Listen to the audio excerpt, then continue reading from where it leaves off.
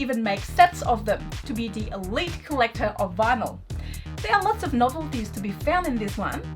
This is Vinyl Board Game. What is it about?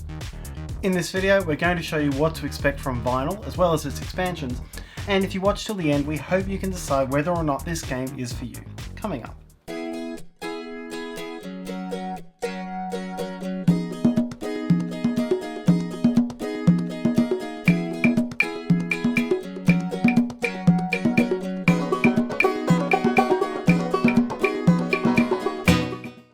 Hi, it's Tarrant. And Stella from Meeple University. We bring you a variety of quality board game videos. So if you're new here, please consider subscribing and do hit the bell to be notified of when we post new videos. Now let's find out more about Vinyl, designed by Eric Alvarado and published by Talon Strikes Studios. Released in 2019, Vinyl is a set collection game themed around making the best collection of vintage LPs that you can. It was designed by Eric Alvarado and published by Talon Strikes Studios.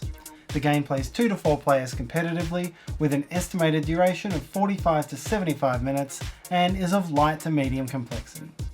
In the game, players attempt to make their collections first by choosing magazine cards from a face-up display, then taking the LP by discarding enough magazine cards to match every icon on the side of the LP, the genre, the decade, and whether or not it's in mint condition or limited edition.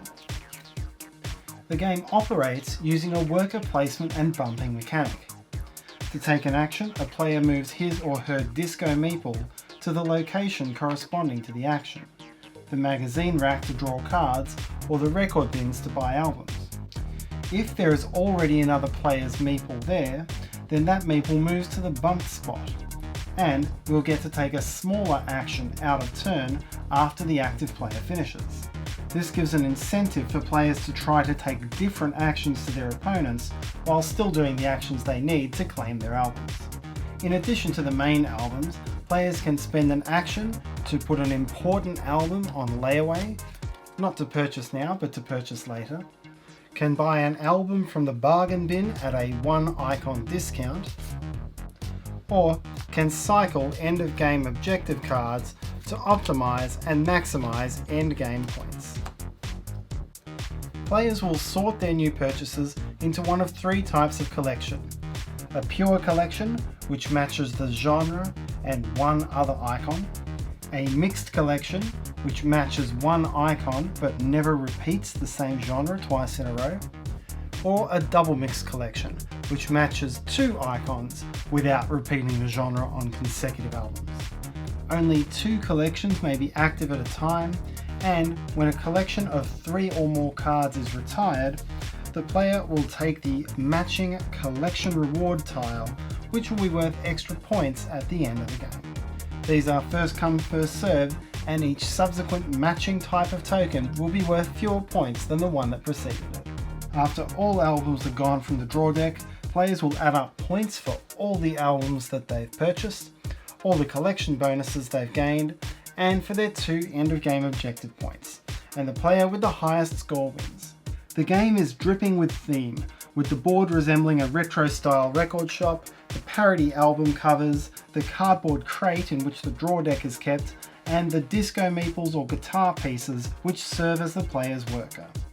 The game also has 5 expansions available, which introduce entirely new mechanics to the game as well as different themes.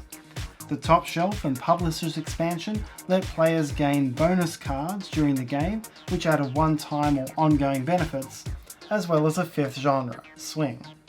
The Masters of Metal expansion goes into metal music from the 70s, 80s and 90s.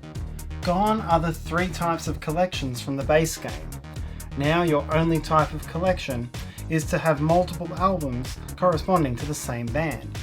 These collections can range from 6 to 14 in size.